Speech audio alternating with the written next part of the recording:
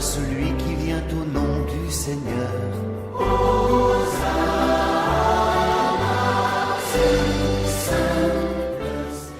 Fils et filles du bon Dieu, bon sabbat de grâce et de bénédiction en tout un chacun de vous pour ce jeudi saint, fils et filles du bon Dieu, institution de l'Eucharistie, fils et filles du bon Dieu.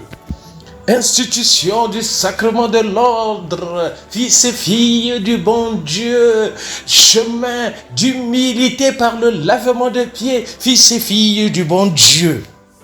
Oui, jeudi saint. D'abord, la première lecture, Exode le chapitre 12, les 14 premiers versets. Dans le livre de l'Exode, l'ordre de célébrer la Pâque est étroitement associé au récit de la libération du peuple. Oui, Dieu vient pour libérer chacun de nous, libérer nos communautés, libérer notre vie. Les rites perpétuent la mémoire de l'événement fondateur, le repas pascal. C'est la description ici du cérémonial juif de l'agneau pascal, une cérémonie que Jésus lui-même a vécue chaque année de sa vie jusqu'à ce jour, jeudi, veille de sa mort, où devenant lui-même l'agneau qui enlève le péché du monde. Il remplace ces animaux qui étaient sacrifiés et lui-même il prend le péché du monde, il prend les péchés de chacun de nous. Oui, rite communautaire, on ne peut l'accomplir seul. Rite actuel, on ne se souvient pas seulement du passé, il n'est pas seulement le souvenir de la libération d'Égypte jadis, c'est la libération actuelle. Oui, chaque génération est compromise dans ce rite. Oui, chaque maison, chaque année est marquée du sang qui sauve. Oui, cette année, chaque maison, chaque chrétien a besoin de participer au sacrifice de Jésus-Christ, à participer à ce sacrifice de libération, fils et filles du bon Dieu.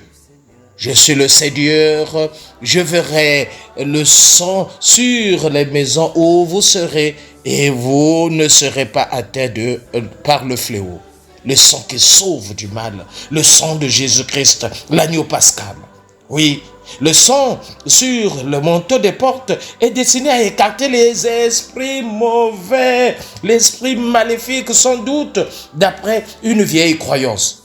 Mais le plus important, fils et filles du bon Dieu, est le sens nouveau que la libération du peuple par le Seigneur lui-même et Moïse, son serviteur, donne pour toujours à la Pâque traditionnelle. Oui, cette nuit, on quitte l'Égypte et on part. Quitte ton Égypte, là où tu es accroché en fonction de ton péché, et pars pour recevoir le salut, fils et filles du bon Dieu. Oui, pour le moment, l'important n'est pas d'y être arrivé, c'est d'en avoir pris la direction. Oui, fils et filles du bon Dieu, prenons la direction du Seigneur. C'est le Seigneur lui-même qui nous oriente. Chaque messe comporte aussi tous les symbolismes. Je relis à nouveau ces paragraphes en les appliquant à la messe, fils et filles du bon Dieu, afin que je puisse être libéré de mes jougs, libéré de mes péchés. Le psaume d'aujourd'hui, psaume 115, chant d'action de garde d'Israël, libéré de la servitude. Ce psaume est aussi la louange du Christ, vainqueur de la mort, et la louange du nouvel Israël, la louange de tout un chacun de nous. Nouvel Israël, l'Église libérée de ses chaînes, toi et moi qui sommes libérés des chaînes, fils et filles du bon Dieu. La deuxième lecture, 1 Corinthiens, le chapitre 11, versets 23 à 26. L'Eucharistie nous enracine dans le passé de la mort de Jésus qui nous sauve. Elle nous fait proclamer la présence actuelle du ressuscité et elle nous donne elle nous tourne autant pour moi vers l'avenir de sa venue. Oui, Paul est amené à rappeler le sens de l'Eucharistie en raison des désordres qui étaient apparus dans la communauté de Corinthe. Comme Jésus, les chrétiens célébraient le rite autour d'un repas, mais certains avaient faim pendant que d'autres s'enivraient. Jésus, lui, a institué l'Eucharistie la nuit même où il était livré. Il a rempli le pain en disant que c'était son corps pour ses disciples. Il a donné à boire la coupe qui était la nouvelle alliance en son sang. Oui, fils et filles du bon Dieu, les chrétiens et chacun de nous, les chrétiens doivent rentrer dans cette démarche du Seigneur. Oui, les chrétiens doivent à leur tour vivre le rite donné par Jésus en lui gardant son sens, en mémoire de moi, en mémoire du Seigneur, disait Jésus. Au sens fort du mot, cela signifie que chaque célébration eucharistique renouvelle le don de sa vie, le don de la résurrection, le don de ta restauration. Et tous les disciples qui communient au pain et au vin communient à son corps livré et à son sang versé pour tous, fils et filles du bon Dieu. L'évangile de ce matin, Jean, le chapitre 13, les 15 premiers versets.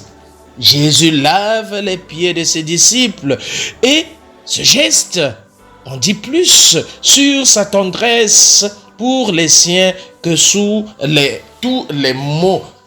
Fils et filles du bon Dieu.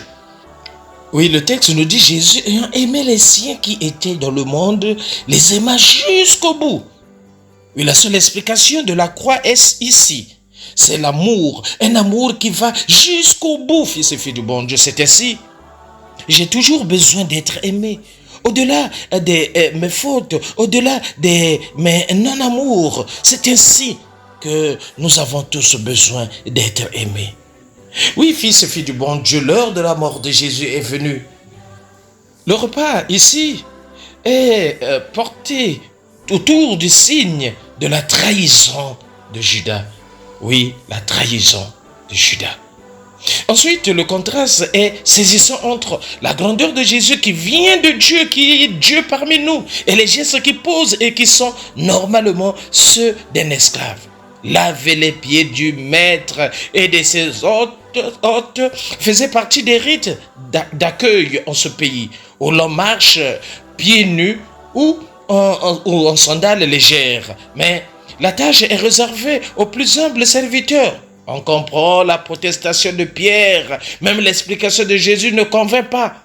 Il cède seulement à la motivation affective, au désir de partager le sort de son maître.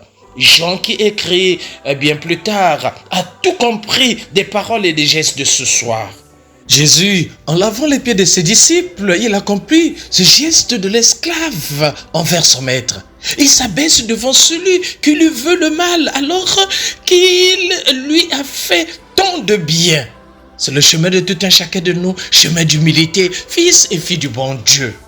Oui, la première, c'est d'apprendre à se donner, devenir pour les autres une nourriture qui donne la vie. Jésus s'offre pour chacun de nous à la dernière scène, fils et filles du bon Dieu. Oui, il faudrait que nous puissions développer en nous cette culture eucharistique, devient eucharistique pour les autres, c'est-à-dire vivre de manière à donner sa vie pour les autres, à être à leur service, fils et filles du bon Dieu.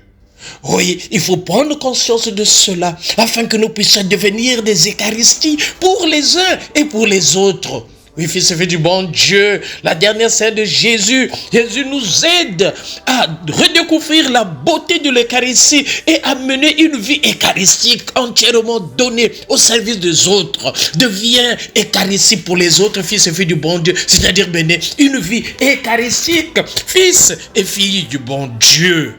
C'est pour cela qu'il raconte le lavement des pieds. Oui, Jésus assume à l'avance son passage par la mort comme une marque d'amour pour les hommes et pour les femmes en fidélité à son Père. Oui, les croyants, en répétant le rite eucharistique, se rendent solidaires du Maître, solidaires du Seigneur et vivant dans cet amour, fils et filles du bon Dieu. Oui, toutefois, aujourd'hui, dans notre monde, l'Eucharistie est complètement bafouée. Les gens viennent à la messe sans conviction, ne se préparent pas pour rencontrer le Seigneur Eucharistie. Mais parfois, les gens croient que parce qu'ils partent prendre la communion, ils sont plus purs que les autres. Non, fils et filles du bon Dieu. Il y en a qui ont des cœurs remplis d'humilité. Et nous sommes appelés à vivre dans cette humilité, fils et filles du bon Dieu. Ne te dis pas, moi je communie depuis Kalakala.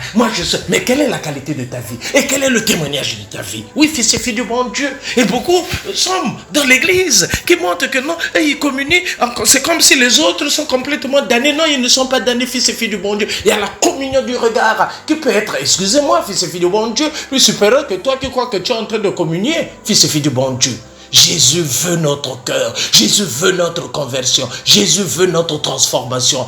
Vivons dans cette fête. Bonne fête à tous les prêtres, à tous les évêques, au Saint-Père, à tous les cardinaux. Bonne fête à toute l'église de sacerdoce baptismale et de sacerdoce ministériel. Bonne fête aux gens qui vivent dans cette humilité. Bonne fête de toute l'église, fils et filles du bon Dieu. Bonne fête aux communiés. Aimons nous vivons et préparons notre ciel en faisant le bien sur la terre. C'était le Père Paul Diès-Tounou. Depuis la paroisse Saint-Michel de Nkembo, de Saint-Michel de la Gloire, là, nous sommes dans l'archidiocèse de Libreville, c'est au Gabon. Sainte journée, bonne fête à tout un chacun de nous.